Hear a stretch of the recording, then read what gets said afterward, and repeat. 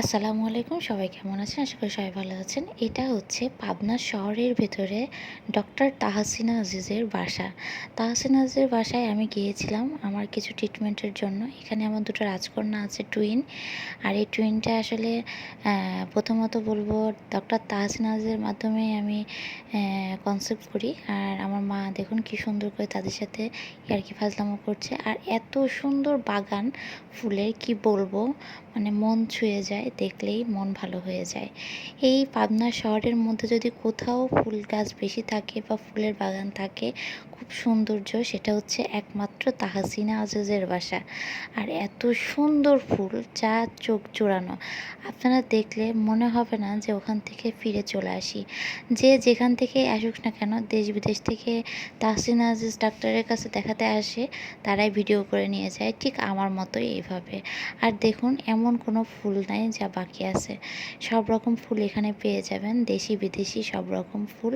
এবং ফলের গাছও আছে, বিভিন্ন রকমের ঔষধি গাছ আছে।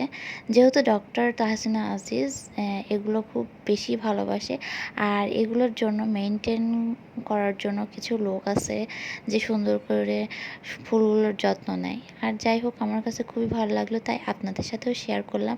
কি সুন্দর ফুল! আসলে যে মানুষ ফুলের মতো সুন্দর বা ফুল ভালোবাসে, তার মনটাও ফুলের মতোই আর কি, আমি মনে করি। এখানে দেখুন শাপলা ফুলও ফুটে আছে।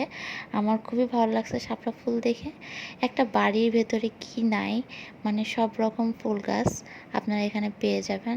কিছু না হোক, দেখার জন্য, একবার দেখার জন্য হলেও আপনাকে যেতে হবে ফুলগুলা দেখার জন্য তাহসিনা আজিজের বাসায়। আর আমি আপনাদের সাথে শেয়ার করলাম এজন্যই যে আমার আসলে খুবই ভালো লাগছে। দেখুন কি সুন্দর করে সাজানো গোছানো ফুল গাছগুলা। আর বাইরের দেশ থেকেও কিছু ফুল সংরক্ষণ করা আছে গাছগুলা। আর বাইরের দেশ থেকেও ফুল নিয়ে এসেছে, বা ফলের গাছ বা ঔষধি গাছ, বিভিন্ন রকমের গাছগাছালি এখানে আছে। দেখতেই পাচ্ছেন, মানে বাড়ি ভর্তি শুধু ফুল আর ফুল। আর কি বলবো, আমার তো মন ছুঁয়ে গিয়েছে, তাই আর কি আপনাদের সাথেও আমি শেয়ার করলাম এই বিষয়টা। দেখুন কি সুন্দর লাগছে, ফুলগুলো ফুটে আছে। আর ডক্টর তাহসিনা আজিজ মানুষ হিসাবে অনেক ভালো, ডক্টর হিসাবে খুবই ভালো, আমি এটা মনে করি। আজকের ভিডিওটা এই পর্যন্ত। আল্লাহ হাফেজ।